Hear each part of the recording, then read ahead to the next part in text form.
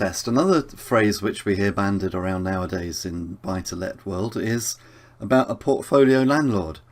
And, are you a portfolio landlord or are you not a portfolio landlord? And what difference does it make? So what's all that about, Alistair?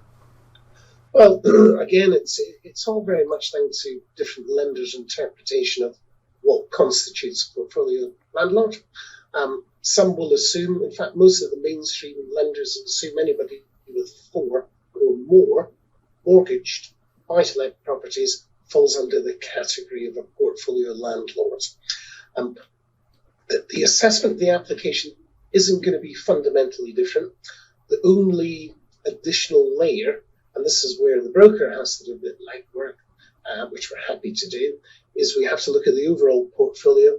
We have to provide a schedule, and sometimes lenders stress test the whole portfolio using those figures we just mentioned.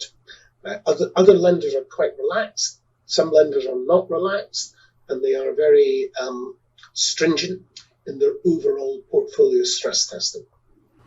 Yeah, I mean, one of the things which I have... Just one other thing, Peter, which is quite important. There are lenders out there who use index valuations as well. And that can work both ways. So it can work, in some cases where there's an optimistic value, but it can also work to the detriment, particularly with rental values as well.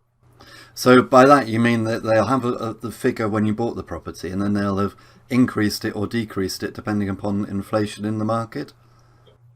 Yeah, they won't necessarily take as a given the information on values and rentals we provide.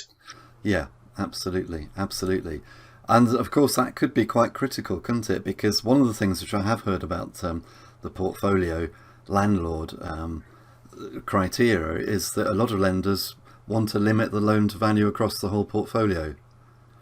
They do, and generally that's capped at 75% overall. Yeah, so I mean it probably doesn't matter to an old timer like me who's owned properties for 25, 30 years. But if you're just starting out, presumably that means that taking on something like an 80 or an 85% loan to value mortgage on your first couple of purchases could potentially cause problems when you qualify as a portfolio landlord. It could do, and some lenders are even more brutal. I'll not mention any specific names, but there are 1 or 2 lenders, once you get to 10 or more, the maximum they'll give you for any new purchases or any new remortgages is capped at 65%.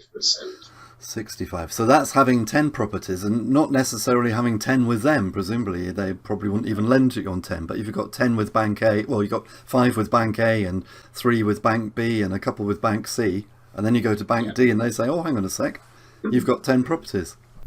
There are, but I will stress that that's the negatives. The positives are there are other lenders out there who are quite happy to consider portfolios, and they will apply stress testing, but not as rigorous. And there is something called top slicing, right? I'll come on to later. That can work where portfolio landlords have an excess of rental income.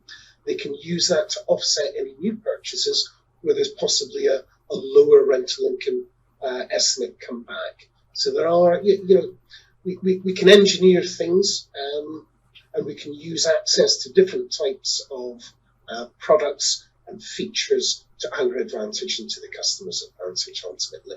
Right. Again, that sounds unusually commonsensical for a lender. So that's good to know. Yeah, absolutely. And just sort of covering off on the portfolio landlord, I think I've heard it said that it's 4 mortgaged properties, but they don't have to be all. I mean, it could be a whole spread. Like you could have 2 in a limited company and 2 in your name, or 1 in a limited company and 3 in your name. The banks don't care. So even if you group 4 in a limited company and then set up a new limited company to get another 4, you'd still, in their eyes, have 8.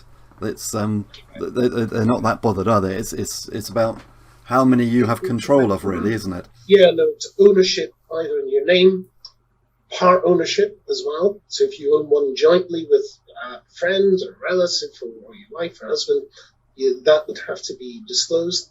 And any properties held in any limited company where you have a 20% or more shareholding in. Yeah, absolutely. I hope you found this video useful and informative, and if you did, then please come over to my website www.thepropertyteacher.co.uk, where you'll find loads more great property related resources, including free special reports to download and my best-selling series of ebooks, which includes the Successful Property Renovators Workshop, 63 common defects in investment property and how to spot them. And if you're just starting out in property, or if you want to grow your portfolio, you may be particularly interested in the Successful Property Investors Strategy Workshop, in which I'll take you through exactly how I started and built my property portfolio, starting literally with none of my own money, and how I built a portfolio of £2 million worth of property in just 4 years. And that was starting from scratch. I'll take you through everything that I did right so that you can copy me and do the same.